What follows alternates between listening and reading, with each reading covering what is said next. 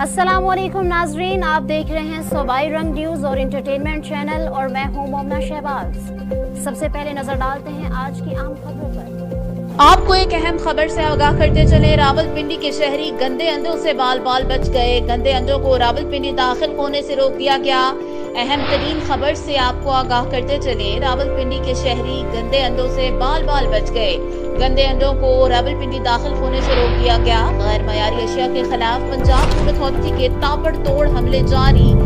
Bakery products में गंदे अंडे इस्तेमाल करने वाले माफिया के खिलाफ ऑपरेशन। पंजाब फूड अथॉरिटी की रावलपिंडी में कार्रवाई। 4000 गंदे अंडे तल्फ।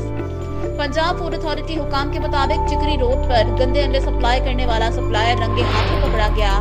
विजिलेंस टीम की रेकी पर कार्रवाई अमल में लाई गई है। बरामद किए गए गंदे अंडों का मौका पर कोई रिकॉर्ड फराहम नहीं किया गया। गंदे अंडे इंतहाई कम दामों बेकरी प्रोडक्शन यूनिट्स को सप्लाई किए जाने थे। खुराक की तैयारी में टूटे गंदे अंडों का इस्तेमाल संगीन जुर्म है। गैर मयारी अशिया की निशानदेही के लिए हेल्पलाइन 1223 पर राब्ता करें।